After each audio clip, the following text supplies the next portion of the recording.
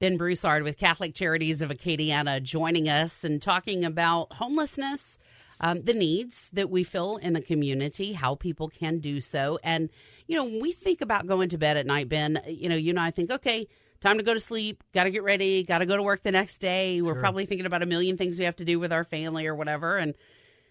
But for someone who is experiencing homelessness, that is a question of, oh my God, will I be safe tonight? Mm-hmm. Will someone hurt me? You have said quite bluntly that, look, things happen to people who are on the street. That unfortunately is very dangerous. It is for them, and they're human lives. They're human beings. It is, and so you think about this, okay? So, have you ever, and it may be a rhetorical question, maybe for our listeners, but have you ever experienced someone who you're thinking, well, this person is existing on the street, he's experiencing homelessness, he or she, and they may approach you, they may be slightly irrational, maybe they look like you might think to yourself, oh, they're on something. Mm-hmm. Okay, so quite often, because of a fear for their safety, people don't sleep at night because that's where you will get attacked and jumped and beaten up. And so what does that become? Mm-hmm. That becomes somebody who either sleeps during the day, and so you see, oh, he's on the park bench during the day. Mm-hmm. Well, he's obviously this or that. I want to challenge common misconceptions here. Okay, I think we should. I think that's a wonderful idea. Yeah, because what you see, and I want to encourage folks to see, that's a human being, and if that person is either a little irrational, or maybe sleeping during the day, quite possibly it's because that person stayed up all night long. Cognitively, to think how you would feel, to defend themselves. Yeah. Mm-hmm. And also, existing toward places that are more well lit. Mm-hmm. And so we, as an organization, we have done a lot of work over the past, 6 or 7 years, addressing the issue or the presence of homelessness in our downtown area. Mm-hmm. And so our CEO, Kim Boudreau, she left an event that we had in November. She drove around downtown, and she counted 2 or 3 people downtown. And on that night, that was just one given night. Yeah. But that is a stark contrast from what it was before. And I'll explain to you why that is the case. Yeah, share it with us. Yeah, because this was 5 or 6 years ago. There was an instance of violence that against somebody who was a member of that homeless community, and it sent shockwaves through that community. And it seemed that overnight there was this not only fear for safety, but also a desire to stay alive. And that's a natural human desire for survival. That's our instinct, our instinct, fight or flight. So that became a large portion of those who were experiencing homelessness coming toward where there was people, where there was safety, where there was light. Yes. And where was that? It's the homeless. It's the downtown. Yeah. And so, we have employed an outreach worker for years that actually goes out and approaches and engages, develops relationships with people who are downtown. And we have some amazing stories of people who were chronically homeless. I mean, homeless for 20 years. Can you imagine? Can you imagine? Yeah. But for somebody to survive being homeless for that long, I mean, they've got to go through some really great lengths in order to do that. And so, and a lot of that comes with not trusting the people around you. And I would not. Looking out for number one. Absolutely. And so, for their privacy, I won't go into the details on it, but I'll just tell you, I mean, some of the folks that if you worked downtown and you knew these people, you knew that oh, he was there, she was there, and you noticed they're not there anymore. We have experienced some really great success with engaging, providing casework, and then hooking these individuals up with a permanent supportive housing program. Where they learn skills and some of the things that they were fearful of, they learn, okay, well, I can do it this way or I can do it that way. They have to be led into the light, so to speak. And so we've, for some of these individuals who existed downtown for years and even before that, they were homeless for a decade or more before that, it was very easy for us, for our caseworkers, for our frontline folks to think, well, man, there's a lot of mental illness, there's a lot of substance abuse. Well, now that they've been housed, now that they feel the security of locking that door behind them, they're relearning how to do life, and they're doing it with somebody alongside them. That's our caseworkers who visit them sometimes 2 times a day to teach them, this is where a bed goes. This is where you eat dinner. This is how you get on the bus to go to a doctor, and I'm going to walk with you to the doctor. And this is a person you can trust.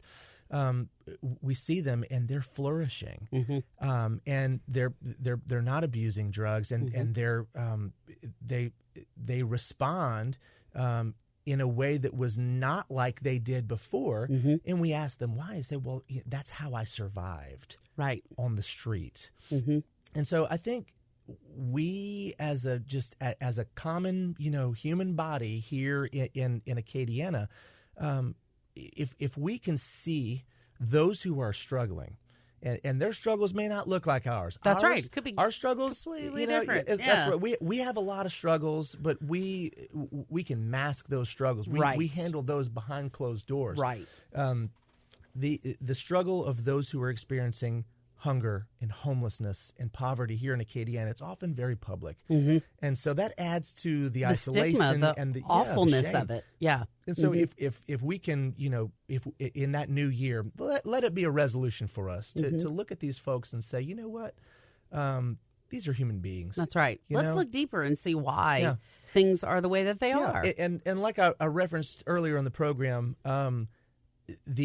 the reasons that people fall into homelessness, man, they are varied, and because people think they can just point to one thing, and that's what it is, and it's because they're not just they're not strong enough, or exactly. It's not they're weak-minded, or the oil and gas economy is bad, or this or that. It's often it's a mixture of all kinds of different things, but it's things you often don't think, and so the response is going to be just as complex and varied and one-on-one. And so it takes organizations like Catholic Charities and other community partners that do this to focus all of their time and attention and all of the resources into battling this issue. Tell me about Emily House, because I think when we think of homeless people, we think of that one guy we see or the one woman that we see. I can't even imagine the struggle for someone who is a woman and she has 2 or 3 children, whatever the case may be, living out of their car, for example. So the Emily House is our shelter for families. It's for women and children and families. And so this is our one of our newer programs. We actually operated a women's shelter in Opelousas for something like 25 years. And so the issue with having our shelter there is that the vast majority of the folks that we're assisting were from here. And so let's take that example that you talked about earlier about a woman with their 2 or 3 kids. She falls into a state where you can't provide, you lose their housing for whatever reason, and but the kids, let's say they're school-aged kids. Well, when your housing situation, your temporary housing situation becomes that emergency shelter in Opelousas, well, you got to uproot those kids from the school and from where your natural supports are, and you're going over there. And so that became something that really added to the trauma of the situation, to an already traumatic situation. Yeah. I mean, can you imagine uprooting your whole life? That's right. I mean, that's bad enough, and then you can't provide because you've fallen on something that's not workable right now in your life. And then once we find a permanent housing situation for them, it's often back where their natural supports were, or where their life was. And so we would re-traumatize, or we would just add to that trauma by bringing them back here. And so it was always in our plans and our desires to have that service be available here. Yeah. And so we were grateful to have a facility and do some renovation on a facility that's here in Lafayette, closer to medical care, closer to where their roots are. Mm-hmm. But yeah, I mean, you think about a woman, and we've had pregnant women mm-hmm. who were experiencing homelessness. Mm-hmm. I mean, just the idea of a woman who was caring for the life of their child in utero, sleeping on the pavement. I mean, that's just unthinkable. It is. It is unimaginable that someone would have to go through that. Oh, excuse me. And so having that here, having access to all of the care and all of the the assistance that someone needs here is a really, really big deal. And so we work to make that experience of homelessness short, and we work to make that experience of sheltering even shorter. Because mm-hmm. Sheltering is one step in the process, but it's not the end of the line. Right. Whether it's for a woman and her family, or a man, a woman and their family. And by the way, we are super excited when we get to rehouse folks. That's like the best part of our job. I would imagine so. It's not like, you run in a hotel. I have friends who run hotels mm-hmm. and they get super excited about a full occupancy. Right. We'd love to have no occupancy. I can understand, right? But working to house somebody. Mm-hmm. And we, just recently, we rehoused about 25 folks in the past mm-hmm. couple months. And that is like Christmas Day for us and our mm-hmm. organization. And every now and then you get to do it with a full family. Mm-hmm. And, as much as a heart-wrenching situation as it is for a family to enter homelessness, man, it is that much better to see them housed and mm-hmm. to have the community come around and to support that family in that next chapter in life. So Ben Broussard is joining us with Catholic Charities of Acadiana. We're talking about a variety of different issues and some of the challenges that are out there, and also misconceptions as well. We've got just one more segment to go, and I feel like I still, Ben, have a million questions, but that's okay because I'm going to make you come back for a second one. I'm there. All right, we've got more coming up.